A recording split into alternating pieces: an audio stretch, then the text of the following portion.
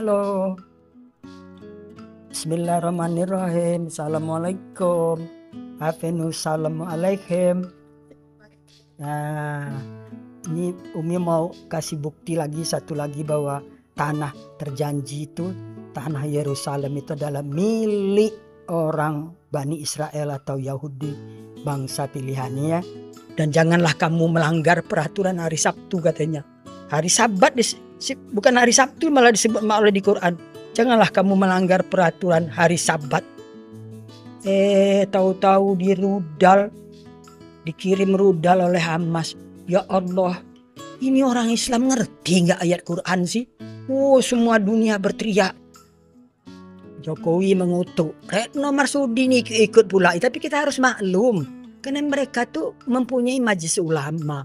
Majelis ulama itu membantu kerja mereka itu. Ini ya bukti nih.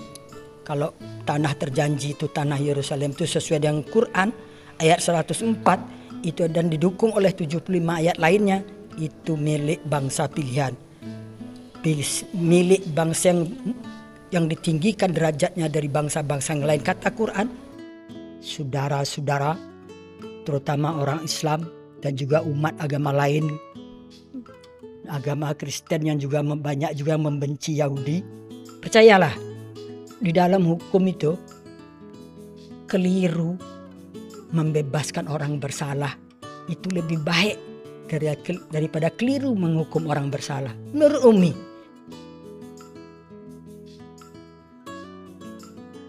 keliru itu tanahnya orang Islam, tahu-tahu diserahkan kepada orang Yahudi. Jauh lebih baik daripada keliru. Bukan tanah kita dengan tanah orang Islam ke orang Palestina kok. Tanah Hamas kok bukan.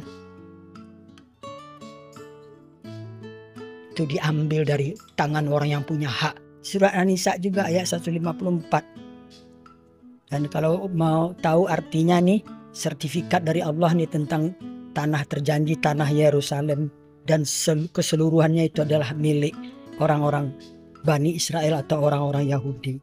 Dan kami angkat Gunung Sinai di atas mereka untuk menguatkan perjanjian mereka. Dan kami perintahkan kepada mereka, masuklah pintu gerbang Baitul Maqdis sambil bersujud. Dan kami perintahkan pula kepada mereka, janganlah kamu melanggar peraturan mengenai hari Sabat, dan kami telah mengambil dari mereka perjanjian yang teguh. Nah, yang maksud yang kami di situ itu Allah. Allah itu kata-kata kami memang bersifat ganda, berarti di situ Allah bersama para malaikat yang menyaksikan. Dan kalau menurut kaidah bahasa Indonesia katanya Allah menunjukkan juga bahwa Dia bersama membawa kita semua, dan konteksnya waktu itu bersama orang-orang Bani Terah Agung Bani Israel, keturunan agung, keturunan mulia menurut Quran, bangsa yang ditinggikan dari bangsa-bangsa yang lain. Dan ayat Quran itu berlaku terus sepanjang hidup, tidak ada waktu itu. Ada yang membuat kurung waktu itu, di masa itu mana bisa ngarang seperti itu ya. Nah ini kemarin Umi udah bilang sertifikatnya ayat 104 surat Bani Israel atau surat Al-Isra. Al-Isra itu nggak jauh-jauh amat bedanya dengan Bani Israel itu kok ya. Itu untuk cara untuk melupakan orang-orang Israel aja, maka dibilang surat Al-Isra. Tapi bedanya nggak begitu jauh, lihat aja di kamus bahasa dalam Al-Quran ini.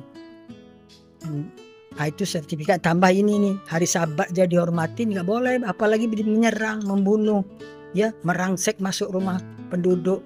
Dan kita jangan merampas tanah orang. Dan itu Yerusalem memang milik orang Israel, milik orang Yahudi ya. Quran yang menentukan, sertifikat dari Allah ya. Kalau istilah itu sertifikat Allah mau dibantah.